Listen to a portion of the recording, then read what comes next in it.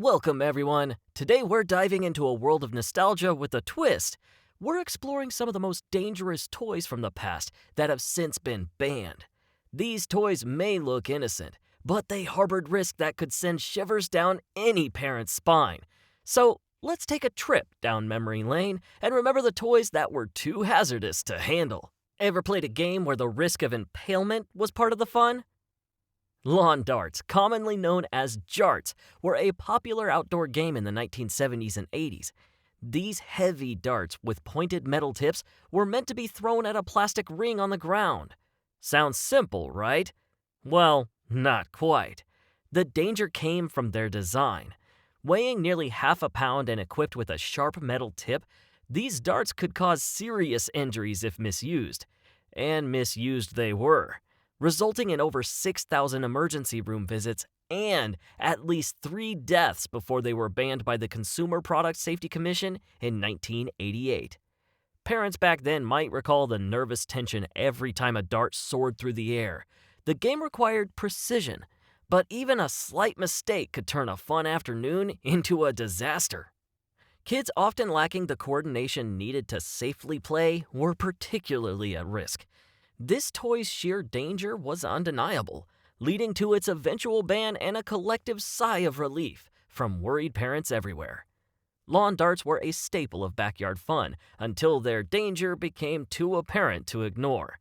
The banning of Jarts marked one of the first major interventions by the CPSC, setting a precedent for future recalls.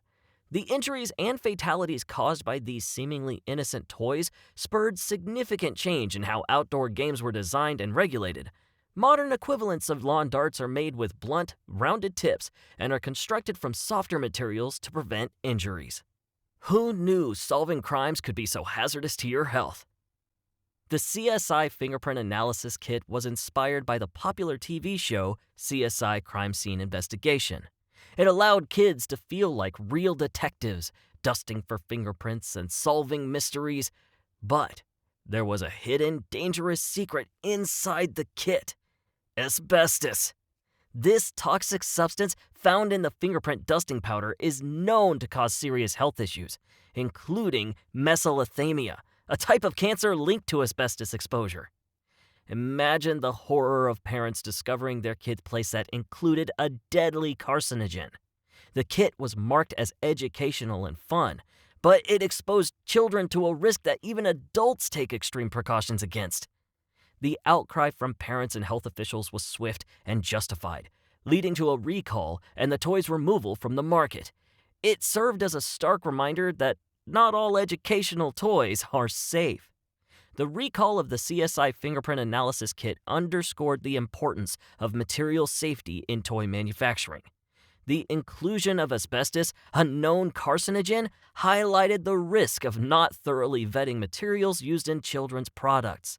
This incident led to increased scrutiny of chemical components in toys, ensuring that hazardous materials are identified and eliminated during the design and production phases. They were supposed to be fun, but they turned into shrapnel grenades.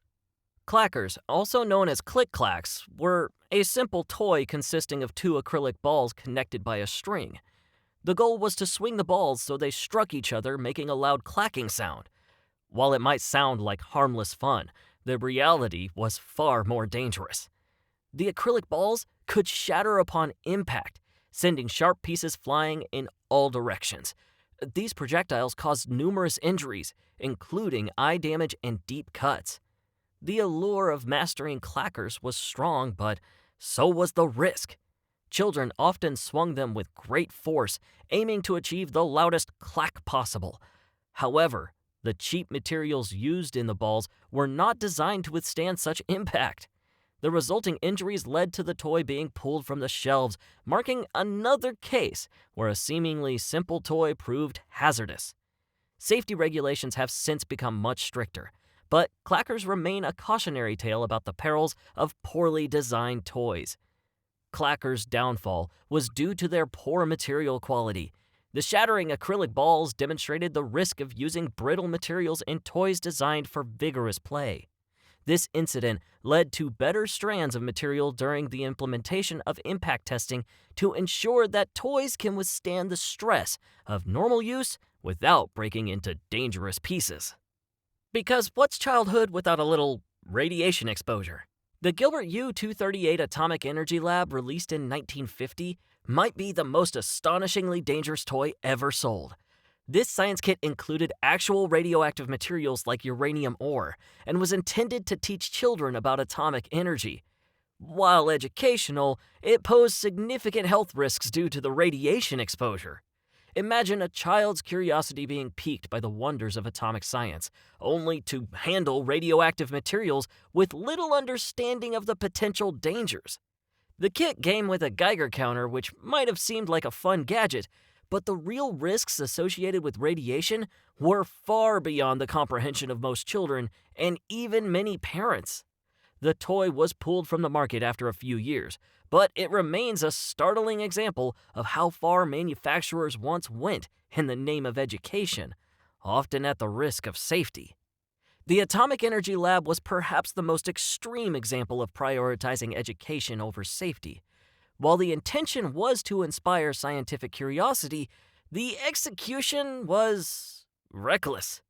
The use of radioactive materials in a children's toy led to a complete rethinking of what constitutes an educational toy. Modern educational kits now prioritize safe, non-toxic materials and are designed to simulate scientific processes without exposing children to real dangers. Baking burns, but this toy really burned. The Easy Bake Oven has been a beloved toy for decades, allowing children to bake small treats with a light bulb's heat. However, the 2007 version had a serious flaw. The design allowed children's fingers to get trapped inside the oven, resulting in severe burns. More than 77 reports of children getting their fingers caught were recorded. The idea of baking treats with a toy oven is undeniably charming. Kids love the independence of creating something edible all by themselves, but the 2007 design failed to consider the small, curious hands of children. The recall of this version highlighted the importance of rigorous safety testing, especially for toys involving heat or electricity. While the Easy Bake Oven continues to be a popular toy, this incident serves as a critical lesson in ensuring child safety in product design. The Easy Bake Oven recall highlighted the importance of considering user interaction in toy design. The trapping and burning incidents prompted a redesign of the oven to include safety features that prevent small fingers from getting caught. This case emphasized the need for thorough user testing to identify potential hazards before toys reach the market. What a trip through the annals of toy history. These dangerous playthings now banned remind us of the importance of safety regulations and vigilant testing. While they may seem like relics of a more careless past, they've shaped the way we approach toy safety today. Let's be thankful for the lessons we learned and the safer, more regulated toys our children enjoy now. Thanks for joining us on this hazardous journey into the world of dangerous toys. Share your thoughts and memories of these or other hazardous toys in the comments below. Don't forget to like, subscribe, and hit that bell icon for more fascinating insights into the past and present